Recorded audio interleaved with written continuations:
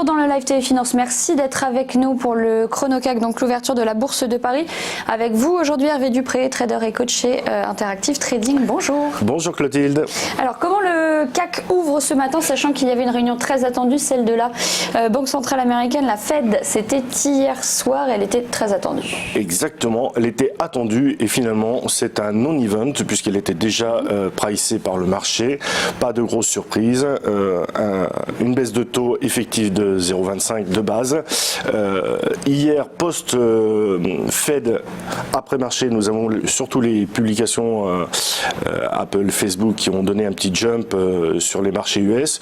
Aujourd'hui, le CAC est dans la lignée de sa lancée, toujours dans un mouvement très haussier. Cependant, je pense que le marché va se mettre plutôt en mode attente, à savoir qu'il nous reste quand même quelques éléments importants, dont un gros demain qu'on appelle le NFP.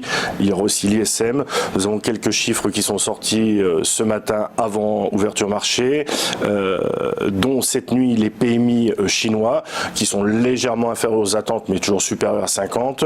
On est d'un point de vue macro, tout est légèrement en dessous le consensus, mais rien d'alarmant. Donc pour l'instant, je dirais qu'aujourd'hui, il y a très peu de chances qu'on ait de gros écarts de marché, hormis une news, genre sur la discussion sino-américaine ou autre Brexit ou Commission européenne. Nous avons des discours ce matin. D'une manière générale, plutôt l'attentisme, pas de prise d'initiative à chercher short qui peut alors qu'on dépasse des résistances. On peut éventuellement retravailler le marché dans le sens de la tendance, mais ça me semble quand même compliqué à ces niveaux-là. Donc plutôt à guetter les vrais signaux de retournement qui pour l'instant ne sont pas au rendez-vous du tout. La baisse de taux, elle était insuffisante aux yeux de Donald Trump, qui souhaitait plus. Lui, il veut toujours plus de monnaie, toujours plus de liquidité, disponibilité pour faire monter le marché. Ce qu'il faut surtout noter, c'est qu'une baisse de taux dans un cycle, au niveau du cycle où nous sommes sur le marché États-Unis et mondial d'une manière générale, ça ne s'est jamais vu.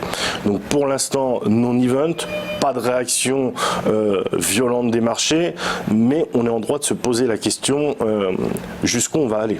Jusqu'où on va aller dans cette politique de baisse de taux dans un cycle, dans une fin de cycle, on rentre dans l'inconnu total. Et d'un point de vue graphique, ça se voit un peu. Il y a quelques temps, j'intervenais chez vous et je parlais du plafond de verre. Aujourd'hui, le plafond de verre sur le CAC, il est dépassé. Il y avait une résistance à 5750. Bon, actuellement, on est une dizaine de points au-dessus.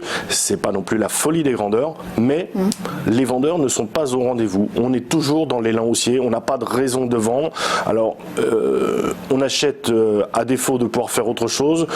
Pour chercher quelques petits écarts, c'est très compliqué de travailler le marché en intraday. D'un point de vue gestion, je n'en parle même pas. C'est certainement pas à ce moment-là qu'on commence à rentrer en gestion pour du long terme. Les flux n'ont pas encore l'air d'être au rendez-vous. Donc, pianissimo sur le marché.